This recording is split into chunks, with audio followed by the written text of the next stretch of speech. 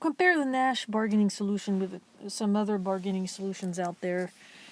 For example, the egalitarian solution. How does it work? Well, the gains from cooperation are split evenly amongst the parties. So you get this this split along the 45-degree axis here.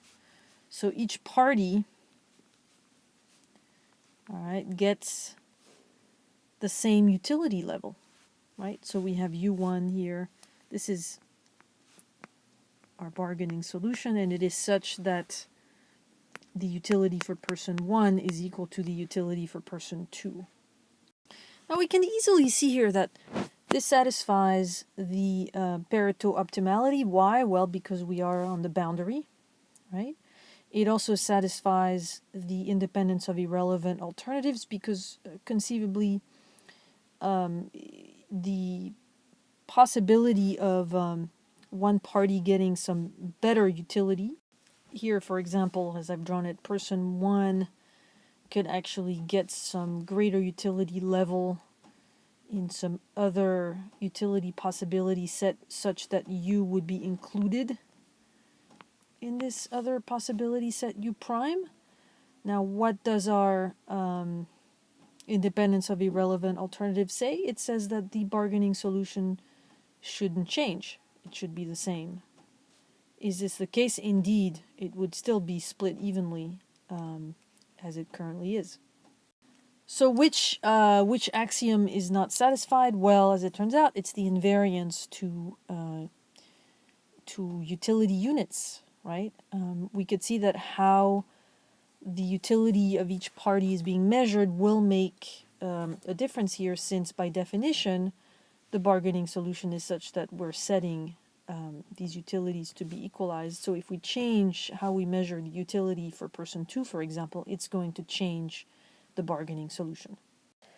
Now, with the utilitarian bargaining solution, we maximize the sum of all utilities. If the utility possibility set is strictly convex, then this point will be uniquely defined. And we can see here that we will also not satisfy the independence of utility units. So here, for example, here is our utility possibility set. We know that our indifference surfaces will be straight lines. So we'll have, for example, here tangency point. This is f of u. Here u1 plus u2 is some constant. And the independence of utility units is not met because we can see that if we change the way that we measure the utility, for example, for person 2, we can see that the bargaining solution will be changed. And this is, we can just see geometrically that the slope here of this tangency point will be changed, and so the point of tangency will itself be changed.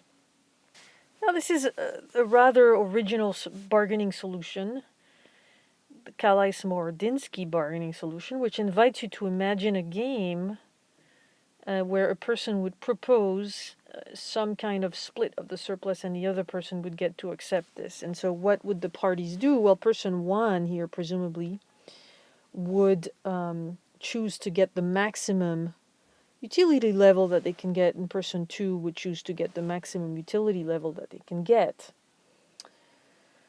Now, if you use expected utility theory, you would choose with equal probability each outcome, and so the solution just proposes to offer half of utility, half of the maximum utility that person 2 can get, and half of the utility that person 1 can get, and then expand this outwards.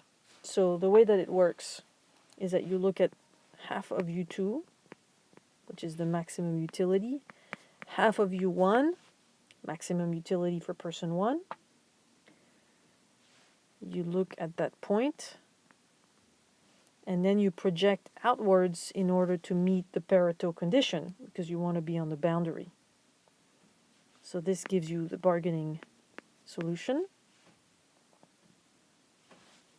Now here you can geometrically instinctively feel that the independence of irrelevant alternatives is not satisfied. It does matter whether there's a potential increase in the utility for person 1, right? Because this would drag us along on this side and would kind of change the geometry of the solution. So this would result in a different bargaining solution.